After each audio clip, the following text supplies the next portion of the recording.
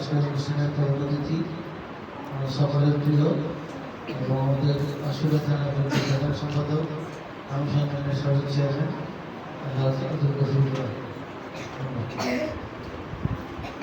বিসমিল্লাহির রহমানির রহিম।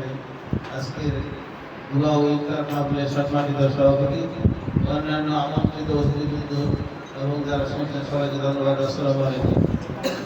রোজার দিন বক্তব্য দেওয়া বড় কথা নয়, আমরা প্রত্যেকের অবস্থান থেকে যার যার যে কর্ম আল্লাহ নির্ধারিত, সেটা রোজার আগেও যা রোজার পরও তা। রোজা থাকলেই যে রোজা 5 ওয়াক্ত নামাজ পড়বে এমন নয়, রোজা না থাকলেও কিন্তু 5 ওয়াক্ত নামাজ পড়তে হবে।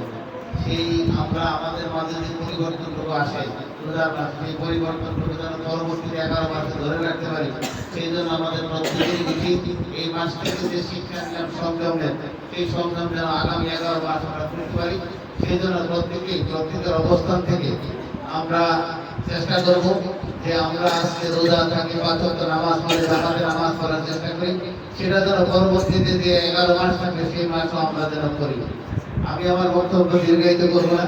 আজকের অনুষ্ঠানে যিনি সভাপতি আছেন তিনি তার মূল্যবান বক্তব্য দিবেন, কাজে আমি আমার বক্তব্য না দিয়ে আমি আপনাদের সকলের কাছে দোয়া চাই, আমরা সকলে মিলে যেন এই দেশটাকে, এই দেশের মানুষকে যেন আমাদের দল সুখে এবং শান্তিতে রাখতে পারি।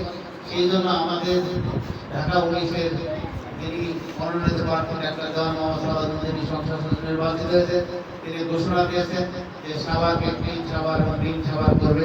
সেই জন্য আমরা প্রথমে মাদককে না বলি, মাদক সন্ত্রাস চাঁদাবাজের বিরুদ্ধে যেন আমরা সকলে দাঁড়াই।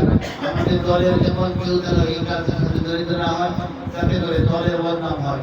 কাজেই মানুষ বড় আশা করে আমাদের বিএনপিকে ভোট দিয়েছে, আমরা যেন সেই ভোটের মর্যাদা এবং মূল্যায়ন করতে পারি। পরিশেষে আজকে অনুষ্ঠানে আমাকে দাওয়াত দেওয়ার জন্য আমি আমার ব্যক্তিগত প্রত্যেককে ধন্যবাদ জানিয়ে এবং যারা কমিটি আয়োজন করে তাদের ধন্যবাদ জানিয়ে আমি আমার বক্তব্য শেষ করছি। আসসালামু আলাইকুম।